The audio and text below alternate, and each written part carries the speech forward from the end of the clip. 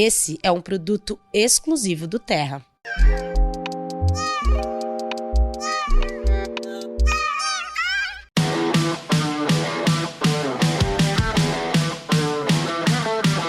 Começando mais um Sem Ensaio aqui.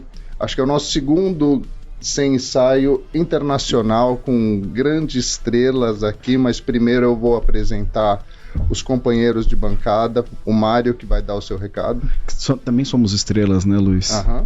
Sigam a gente nas redes sociais, Terra Brasil, Terra Entreter, Cucamonga Insta. Lembrando que esse podcast é uma coprodução entre Terra e Cucamonga, dos meus amigos aqui. Então segue a gente lá. Se você não deu aquela valorizada das 5 estrelinhas no Spotify, eu tenho certeza que depois desse papo de hoje você vai super valorizar a gente. Beleza? Do meu lado direito, Hablando inglês. Hoje. Rodrigo Lima. Muito obrigado aí, pessoal. Muito obrigado. Por que falar em inglês?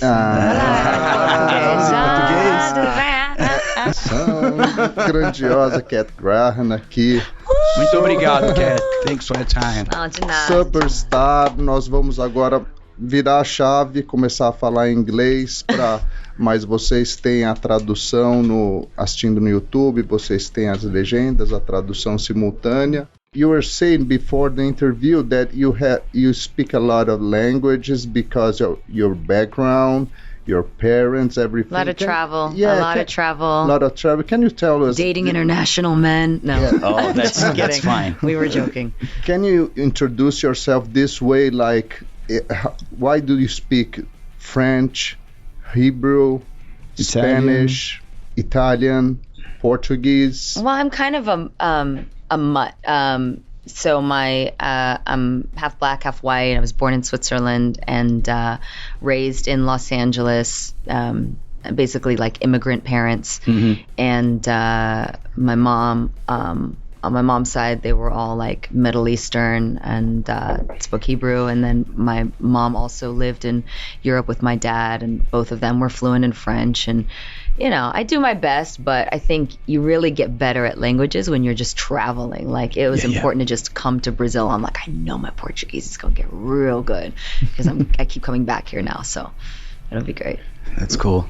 Also, in your career, I think you followed their way because we live today in a very fragmented world, like with a lot of giant bubbles, and you move through 3 different giant bubbles, on music, on acting, on the humanitarian cause.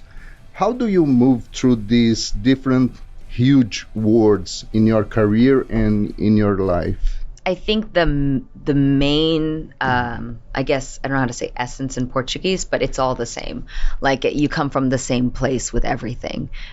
It's like, if you want to empower people, you would do it in your music, you would do it in your acting, you would do it in how you choose to volunteer your time. It's just always has to come from that place, or else I just don't really want to do it. You know, that's kind of, I think, the biggest thing. But you work all the time? Sorry. I do. You work all the time, every day. Sometimes I you're stop too young and I you eat work. brigadeiro.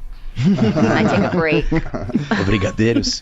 Yes. Sometimes you sleep, you eat Sometimes brigadeiro. I sleep, I eat brigadeiros. What did pão de queijo. Pão de queijo. Pão de queijo. What did you like the most in Brazil?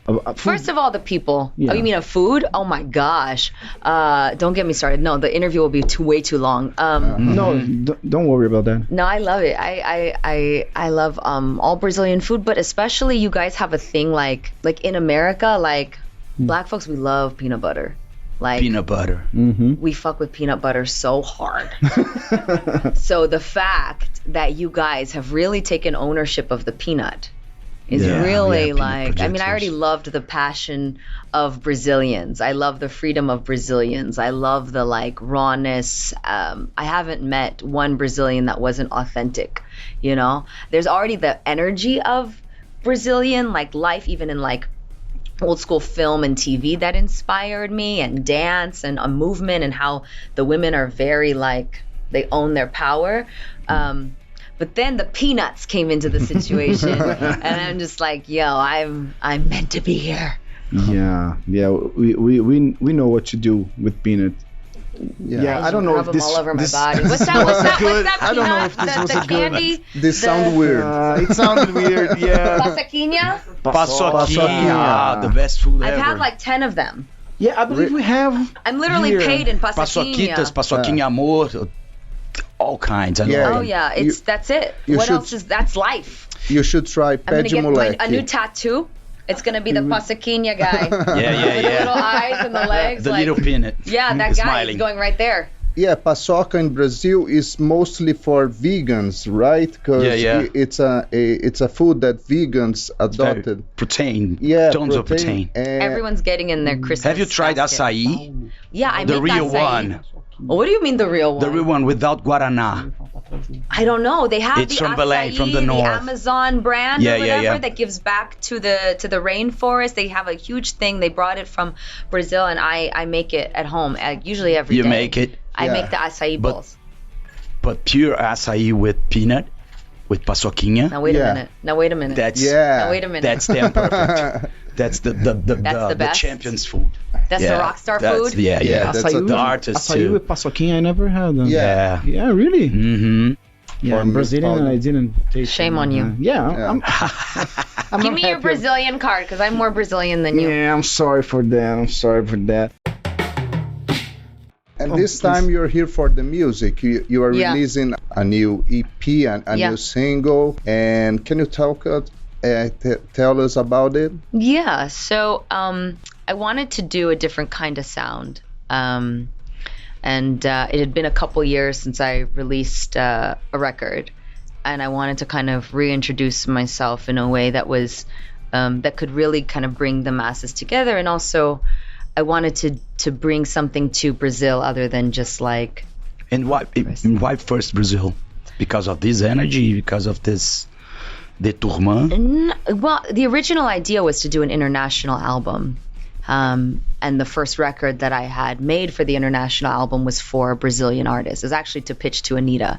But then the record, when I was in the studio, started to become, I don't know if it was like Depeche Mode, Pat Benatar. I was listening to a lot of like those kinds of artists. And I think I just went into a vortex of 80s rock, pop synth, power vocals, and I stayed there. And I separated the EP from the international album. And I said the international album needs to really celebrate, like, if this, I have a song for Brazil, but it sounds like it's for Brazil. It's got the things that, like, I remember I sampled something from Orpheus Negro, from like, it's one of my favorite Negro. movies. Yeah. You like City of God, obviously. You Yeah. see. Claro. Yeah. So like I really made it for Brazil, and then I made a record for India, where I'm using the sounds from that place, and I wanted to really celebrate each country with that kind of record. But for this EP, because I had to separate it creatively, sonically, as an artist, change sounds, it became this kind of pop rock synth sound that needed to stand on its own. And I was also going through a really hard time. I think a lot of us have had a pretty difficult 2023. It was really hard for a lot of us. I lost my mom. I was dealing with the end of a relationship. I had friends that I thought would always be by my side. Everything just kind of went, like, everything just exploded. And the only way I really know how to deal with that is through my art. So I started to write. And if the international album is about peace, I would say the Broken Hearts Club is about like inner war and conquering that. So that's... You're a producer too. You do your own sounds in your bedroom. In my bedroom. I have a studio in my house. Studio. Yeah, I have a studio in my house. No, yeah. I started making beats when I was about 14 years old. You're a sound engineer. Yeah, I'm an engineer. Yeah.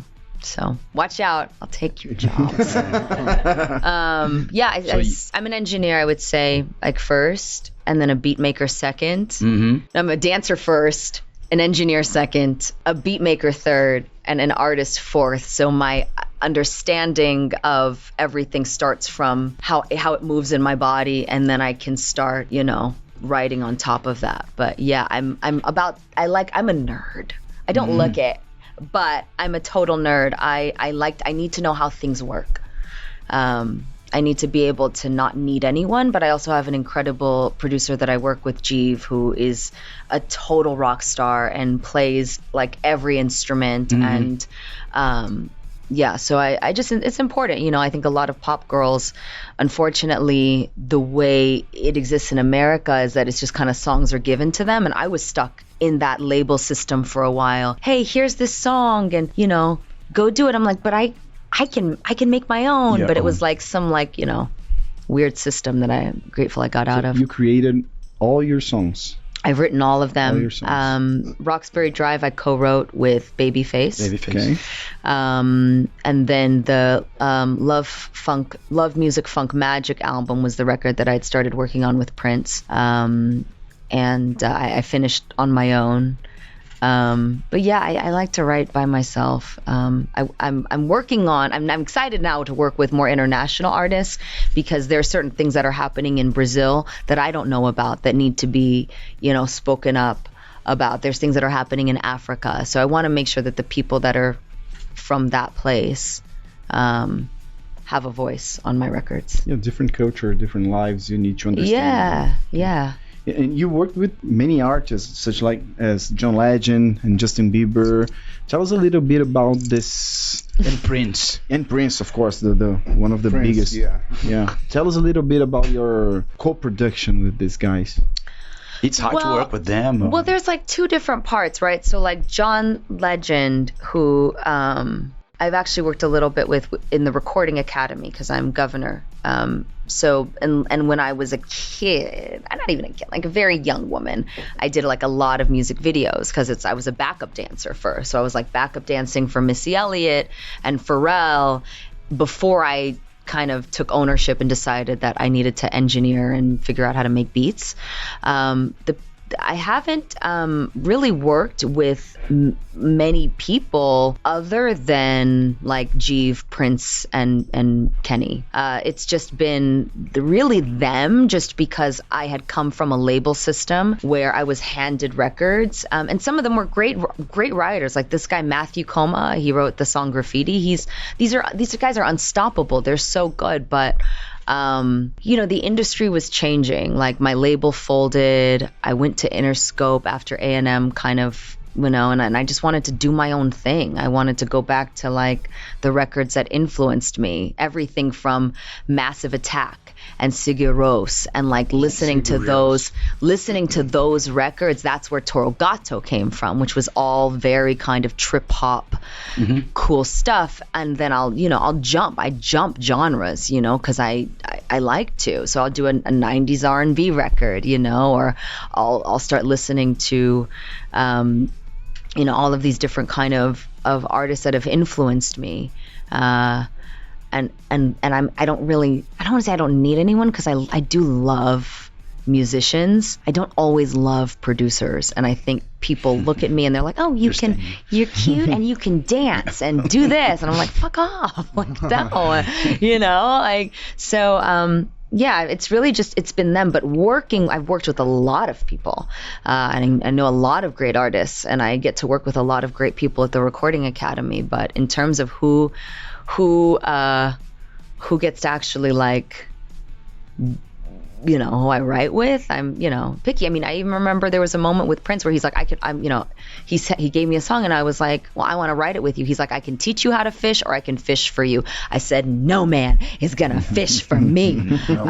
So he would teach me how, and we would sit and he would go and we would go through line by line and say, change I to her, or, you know, and I won't say which artists we pointed out, but there were certain female artists that he wanted to make sure I didn't do the same things as, and to make sure that I, you know, communicated in a way and didn't like overly sexualize myself or exploit myself, because he was exploited in that way. So there's a lot of those kinds of things that, you know, even when I can say I've worked with people, I haven't necessarily written with them because I'm stubborn, you know. So even with the greatest, so that's, I don't know if that's a good thing, but you know, I am who I am.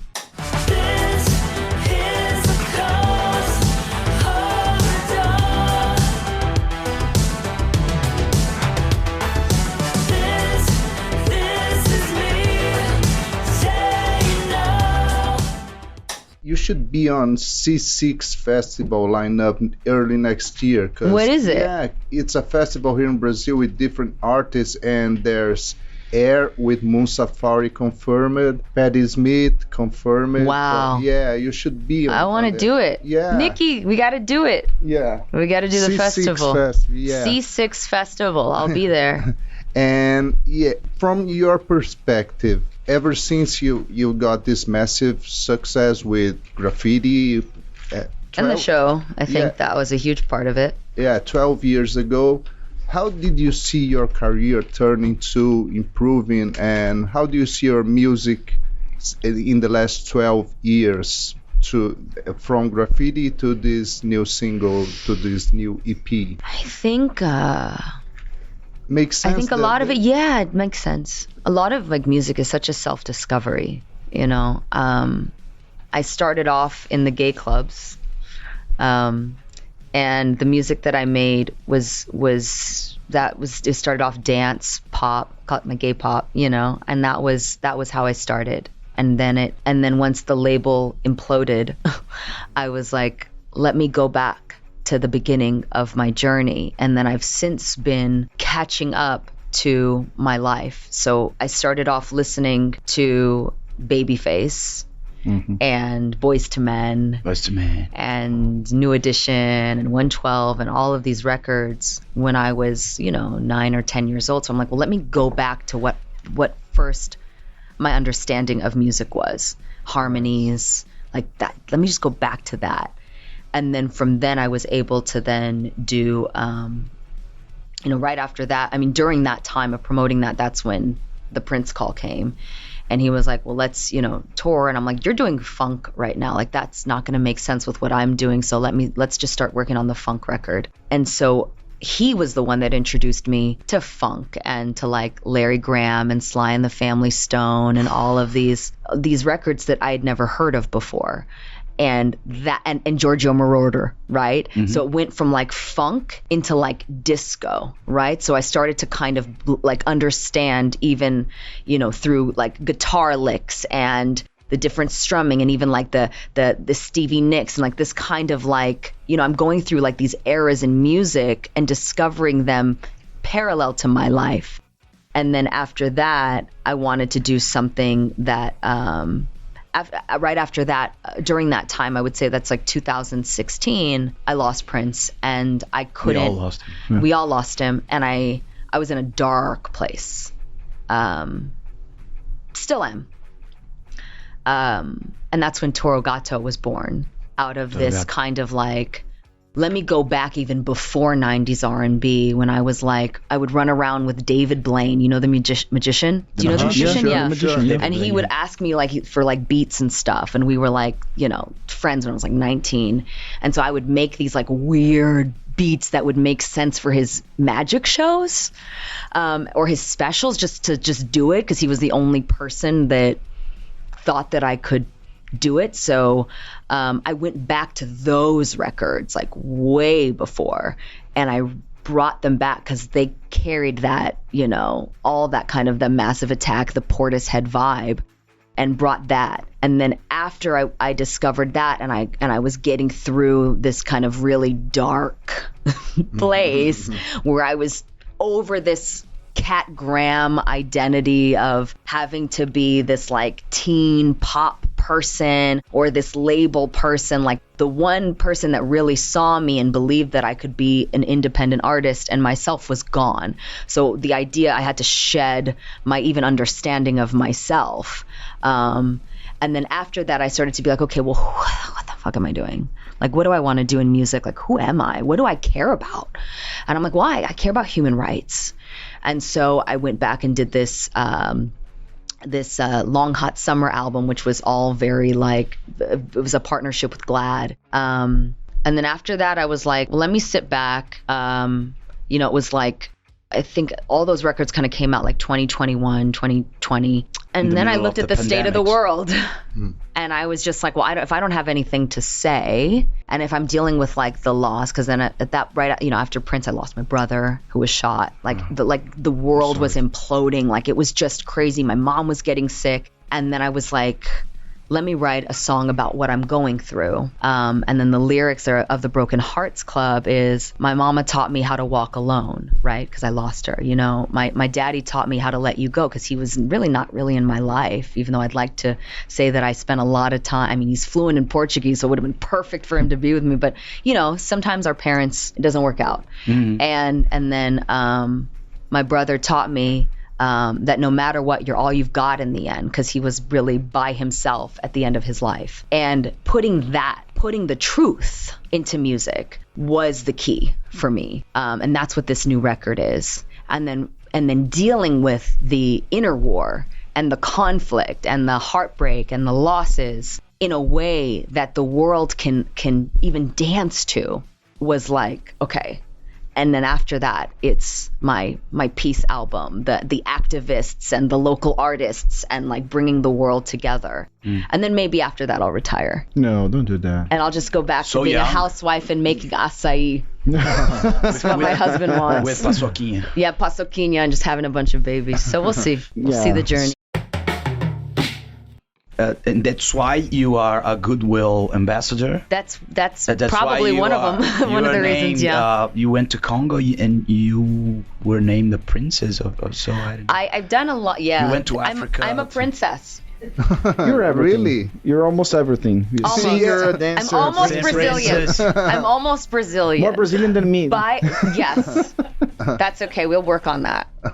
I have these titles, and I worked with the refugee agents. We have a mission tomorrow. We're going to go to I didn't want to come to Brazil and not do what I... Where are you going? Not do what I do. We're going to a women and children's center, and then we're working with some Congolese refugees that had, were brought, that came here to start their life new, and they're like these incredible chefs. But, I'm excited about the women and children's center, so I want to make sure that I also highlight Brazil, not just for the music and the stuff that I'm eating and wearing and, the kids, but also like the community, and make sure that I do my job and why I'm here and stay consistent. So that's where, the UN flying in. Mm-hmm. The UN is flying in. And tomorrow we're on mission all day. And then, Sunday I'm just like running around Sao Paulo with my little Brazilian captains to shoot content and with Congolese kids. The Congolese kids, they'll be. I'll be with them tomorrow. So, okay. But I've been doing refugee works for like 14 years. 14? 13, 14 years. I don't know now. Why did it started? Yeah, I mean, is there something that happened that? A lot happened. Yeah. I know you have a lot of influence on Black Lives Matter and all of this, but the humanitarian cause, why did it happen? Why did it start in your life? Well, my grandparents were refugees. So I look at people's parents and I'm like, wow, like your grandparents didn't flee for their life? That's so great. Like, what's that like? And, but my dad, my grandfather was like a high-level diplomat in Africa, in Liberia. And he's from Liberia. And he was lined up on the beach to be shot because the Charles Taylor regime was like taking over, and he fled for his life, and he fled to Switzerland, and he ended up becoming an ambassador for the UN, which is actually a coincidence. I didn't get my title because of him. He had long passed before I even got to the UN. My mom, because my dad and I and my mom, we were all estranged from my father. My mom cold called the UN and said, my daughter wants to come work for the agency, because her mom had fled the Holocaust. She would like hide under the stairs when the Nazis were coming in. It's just crazy. And I just always felt that it was almost like I made a deal with God, and I said, listen, if there is a way, if you ever build me up and give me a microphone, I'll do my work. I'll do my job. And I did, and I am. And a part of it was honoring my grandparents, because I wouldn't be here without them. I mean, they barely survived, know. So I liked, I'm not a refugee, but I'm 1 degree away from being one. And every day with what's happening in the world, I could be a refugee tomorrow. You know, there's just, I looked at my friends in Ukraine, and I look at, you know, my friends in Lebanon right now, and you know, I have my cousins in Israel. It's just like at any moment it could happen to me. That's why it's like so important that I keep doing the work, because I don't believe that what happens to someone else couldn't happen to me, because I know loss. I know the feeling of losing what represents home for you in the deepest ways. So, you know, I want to stand behind what I believe is the right thing to do. Yeah, in Brazil, Brazil is a country of refugees, immigrants, and people from Africa who was brought here like slavery. And we understand what you say because of the history of the country. And that's why the music is so important sometimes. Yeah. That's why when I think of like Brazil and I think of freedom and the colors and the rhythms and dancing in the street and really enjoying food and life, that's why it means so much to me, because it comes from such a, you know, so many people had to work for that freedom. Brazil represents so much freedom for me. Yeah. How many times did you come to Brazil? I've come, I think this is my 4th or 5th time. I think by the time I come back will be maybe my 6th. Yeah, you'll be here. And then I'm going to keep coming back. Yeah, you'll be here next year for your tour. Cat Graham Takes Brazil. This is the name. That's not the name. That's the thing that my friend Roy decided to put on the flyer. It's a good name. It's not the name. I don't know the name. That's not the tour name. I think that tour would be maybe the Broken Hearts Club tour. I think that's what it is. But no, that's not. That's just a flyer. And you'll be here in São Paulo and Rio de Janeiro. Yeah. I'll make sure you guys have some tickets set aside for you and your March family. March 21 in São Paulo and the 22nd, right? So, yeah. Second in Rio. In Rio. I'm Rio so de excited. Rio de Janeiro. I'm excited. Okay. I'm excited. Yeah. I'll be dancing to your music. Yeah. I'll try. We'll see how Brazilian you are by the way you dance. I need to understand. I need to be more Brazilian. Until you're Mario, he's a break dancer. Yeah. Are you really? No, I'm not. Oh. Don't do that, Rodrigo. Don't do that, please. That's okay. Yeah. I could do a little breaking. Really? Really? I used to love Chaka Khan. Oh yeah. And Michael Jackson. And when I was a kid, I got a bunch of friends, and we used to break together. That's awesome. But until I was 12, and then no more. I almost selected for the Olympics that we had the breakdance on the Olympic Games. There were a couple dancers that got onto the Olympics that were super sus. I don't know how they got on there, but there was some ridiculous things happening. I'll be in the next Olympic Games. I think you could make it. Yeah, okay. Mario could be an Australian breakdancer. Probably better than. Okay, so you talked about Michael Jackson, and you'll be. I'm in the movie. You'll be in the movie that is going to be released on April 25. That's what they tell me. I don't know what's going on over there, but yeah, that's what they tell me. And I'm playing Diana. Yeah, Diana Ross. Which is funny because I literally went through my Diana Ross phase for the Love Music Funk Magic album, where I was just doing like big hair and disco, and that was my Giorgio Moroder phase. So, to be kind of back in those pants, those sequin pants, was really interesting. I was like, I've done this before. But it's a little different playing someone like her, because even the way she spoke is different than me. Different. She's like lighter, and she's she talks like smooth. She's much smoother than I'm like rah rah rah. You know what I mean? Like I'm not as like she's much more graceful than me. Like I look like that, like a cupcake, but I sound like a steak. You know? so yeah, she just being that was a lot of work. What do you think it's more difficult for you, like being an actress or being a singer and composer? Depends who I'm working with. Yeah, that's a good answer. Yeah, I mean, when I was on the label, it felt very hard to be a singer because I felt that I had no control over what I wanted to do, where I wanted to go, what kind of records I would record. I would literally like get picked up, I remember, from Coachella and then brought into a studio to go work with somebody I really didn't want to work with.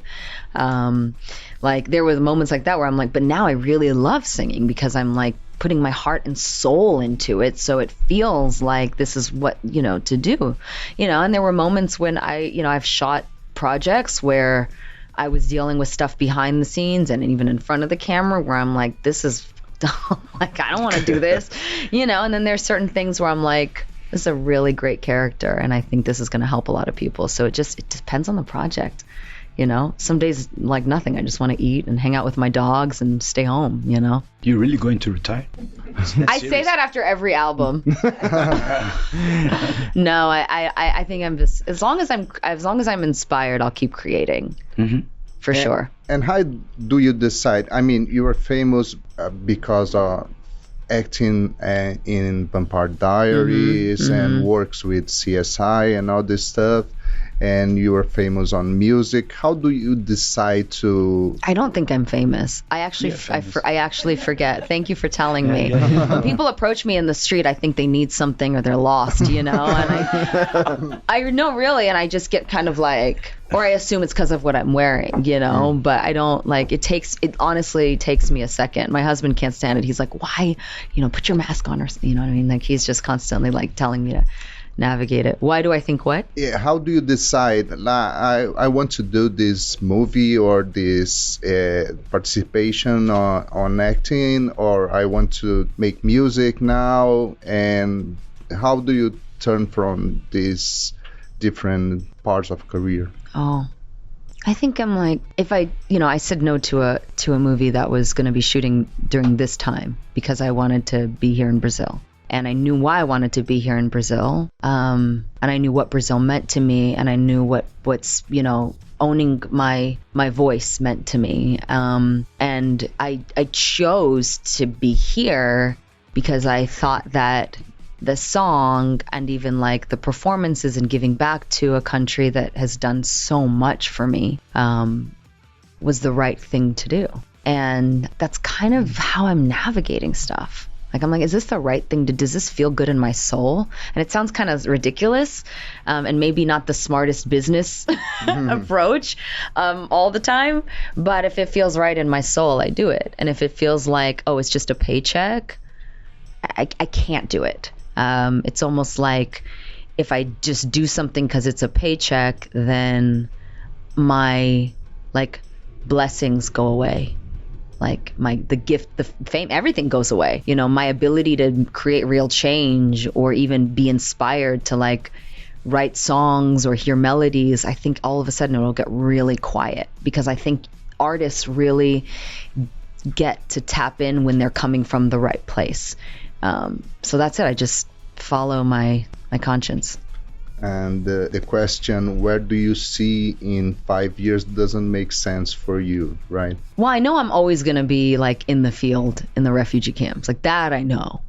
I know that I want to be someone that's like brought a lot of people with me. I just, even like there was a fan who just messaged me on stories yesterday that he did an acoustic version of like my song Secrets with Babyface.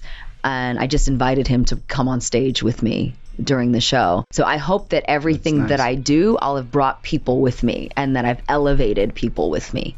That I know I'm doing. I don't know how I'm doing it. I don't know what, like the inspiration, I don't know where it's going to come from. But I know if I do become an even like a bigger star or have bigger projects, whether it's like a movie or like an album or a show even, it's going to be because I brought people with me.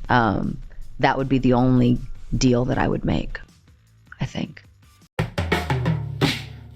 And we were talking about your career, and you were known as Bonnie in Vampire Diaries.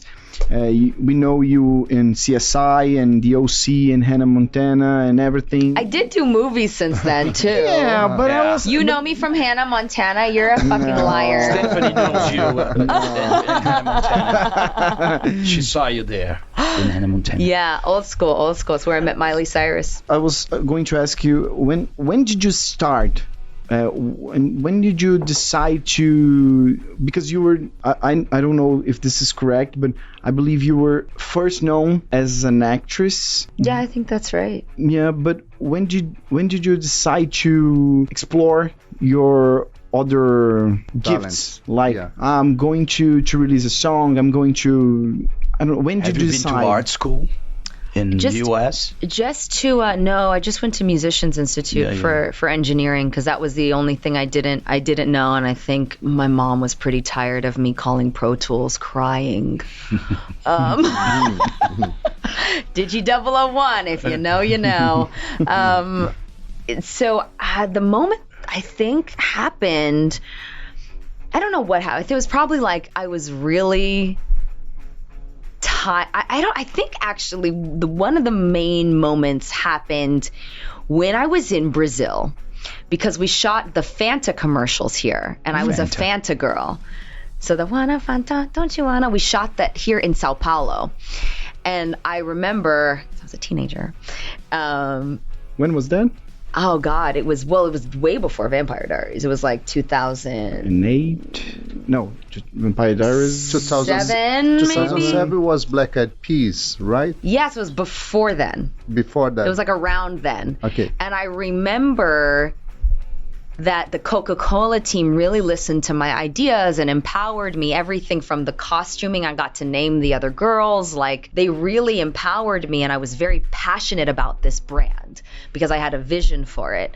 Even for like the music, everything, the dance. We were working with this guy Travis Man. I think the moment in Brazil where I knew I was at that point I was still backup dancing for like Missy and all of these people, but that was the first time that me as an actor and me as a dancer was like put on. It was commercial and it's corny and it's cheesy and it's all of those things, but it was the first blend of that, and I was like, oh, I'm kind of good at this. Okay, can you do it? And then I went back and I started to make beats. I was doing a little bit before because I was a tomboy, and you make beats and you skateboard, and that's what you do in LA on Melrose. Like, you're just like making beats, and it just was fun for me. I wanted to be like Pharrell. I had no intention of being this necessarily. I wanted to be like Missy, but not even rap.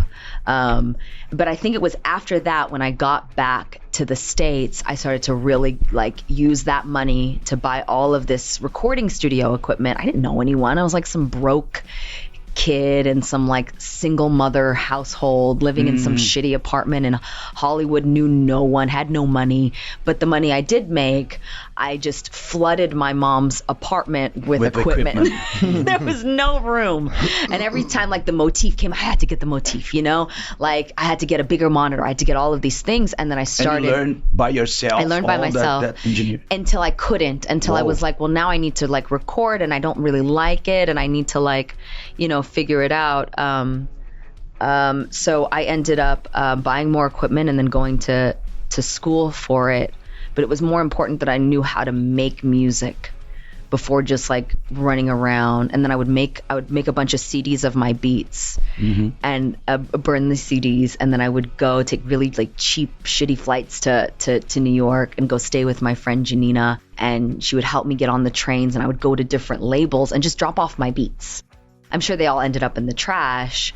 But then that's when I met, I think it was like 2007, I met will.i.am. I didn't know who he was. I had some like gig at some club. I'm sure I like snuck in, you know what I mean? I would hide in the bathrooms of these clubs just to go look at acts and stuff or whatever. And I remember telling will.i.am, I make beats.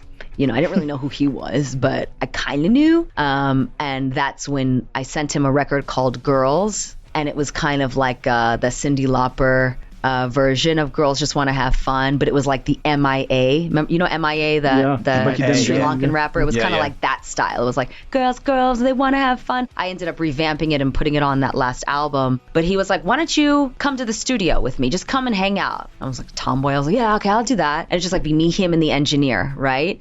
And I remember he played me My Humps. And I was like, that's the worst thing I've ever heard. I hate it, ended up being a huge hit. So what do I know? But he was like, he was kind of the first person that kind of brought me in as I just wanted to be like a beat maker and rapper. We wanted to do this group, and then, it didn't happen. And, he flaked out. And you DJing too. Huh? I've heard that you. That's how I started at 14 from the Boys and Girls Club. So while my mom was working, she would drop me off at the Boys and Girls Club, which is in America. It's like an after school kind of program for, orphan children. I'm just kidding. It's a great place. It's a great place. Obviously, I learned how to DJ there, but I mean DJ. Like, I'm an old school girl. Like, I learned how to DJ Wu-Tang Clan and Tribe Called Quest and all of these kind of that's what introduced me to my understanding of even producing records, of blending sounds and understanding tempos and things like that. Because I still have all of this. I still have all of those records, like Diggable Planets, all of these old school, really good hip hop records. I have all of them on vinyls. On vinyls. Yeah. So yeah. That's hard. Ooh.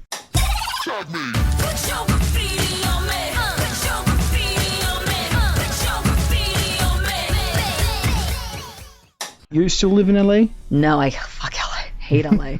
LA is so many fake people live in LA. I don't know what happened, but I shot the show in Georgia and I loved Georgia. I loved Atlanta. I loved the energy of the music of Atlanta. It was like Outkast, like all of these like cool dudes, it's where James Brown was doing his thing and all of this kind of soul, like a lot of soul. And people kept it Atlanta. Yeah, people kept it real and people that looked like me were like flourishing. And every time I would go back to LA, I was even like a little more famous, and people started to just be weird.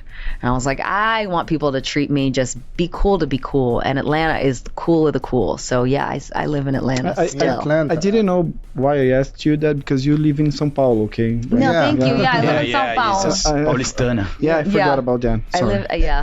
I was also going to ask that because I lived in LA for a couple of months back in 2008, and I tried to get what the city offers, and I really have a hard time in LA because a lot of people have a hard time in LA. A lot of artists have a hard time in LA. A lot of actors, and listen, musicians, and listen, like everyone has their own vibe. I think LA, I would say after 2 or 3 days, you start to doubting yourself. You start to compare yourself to other artists. Oh, I'm not as successful, or that person has more money, that person has more success, that person is younger than me, that person is more beautiful, that person this and that. And everyone's doing it to themselves. And it's something about LA. I don't like LA. I don't like it. People think I live there. I'm like, what about me makes you think I live in LA? I'm a Georgia girl. I live 15 minutes away from a grocery store with 7 animals and my husband who teaches meditation. I am not an LA person. I want to just do my art and go home. I'm not about the bullshit. Your husband, he teaches meditation? Breath work, yeah, meditation. Really? So he couldn't be any farther removed from, the industry. But he likes his music. I caught him last week listening to Limp Bizkit. Really? Yeah, so he's kind of in his punk rock phase with music. He also loves international music, so I've been introducing him to a lot of Brazilian music. You should introduce him Dead Fish. Dead Fish, yeah. Oh, yeah. No, Dead Fish is dope. Was inspired. He probably already knows Dead Fish. That's too Brazilian. Yeah. It's dope. Yeah, for sure. No, we're gonna have a little Dead Fish party when we get back home, for sure. Okay. For sure. You're talking about LA. I studied in San Diego. San Diego's cool. Yeah. They're cool. I went there. That's cool. San Diego's cool. Yeah, I studied in San Diego, and I really liked those months I lived there, and I spent 1 weekend in LA, and at the end of the Sunday I was like, okay, that's enough for me. It feels like that, and it's sad because I grew up in LA. I grew up in Hollywood, skateboarding to auditions and making beats and and you would think that the place that you're from you would like, but I think I miss the days when I was just making beats in the bedroom, and no one gave a shit, because now LA gives a shit, but in the wrong way. Because I'm famous, they only couldn't get into a restaurant, and then they're somebody whispers to somebody else, oh, blah, blah, blah, blah. And all of a sudden, right this way, Miss Graham. It's I'd rather tell me to fuck off, and I'll go eat at the taco stand, So there's a lot of that kind of So I don't want to be around that. I just want to be, seen for who I am. And we are running out of time. No! You want to use these last seconds to say something that we didn't ask that's important for... Just, Brazil has my heart for sure. Brazil is a huge part of my understanding of who I am as an artist, as a music artist, even as an actor, as a wife, as a dancer, So just thank you, Brazil. Thank you for having me. And take this gift from us here in Brazil. I'm telling you guys, I get paid in peanuts. These I haven't seen, though. These are big. Yeah. This is a huge paçoquinha, please. Paçoca de rolha, que chama. Thank you so much. Okay, Ms. Graham, thank you for your time. This was awesome. This is one of my favorite interviews. I wasn't sure because you guys are like such men. I was like, what do they want with me? What are we going to talk about? But this is, we talked about things that no one ever asks. Yeah, we just want to talk. It's cool. Just a conversation. Thanks I loved it. This was one of my favorite interviews I've ever done. Thank you so much for your time. Like in my life. Yeah, for your kindness and especially from your work. You make a lot of people happy with your work, and thank you very much. Thanks for coming. Thank you. Obrigada. Ciao, Gina. Obrigada, mano. Almost a Brazilian. More Brazilian than me, once again. Lembra de seguir a gente nas redes sociais, Terra Entreter, Mário, Luiz, todo mundo, segue todo mundo e obrigado. Acho que é isso. Valeu. Até a próxima, muito obrigado. Esse episódio foi sensacional. Nos vemos numa próxima. Abraço. 10 de 10.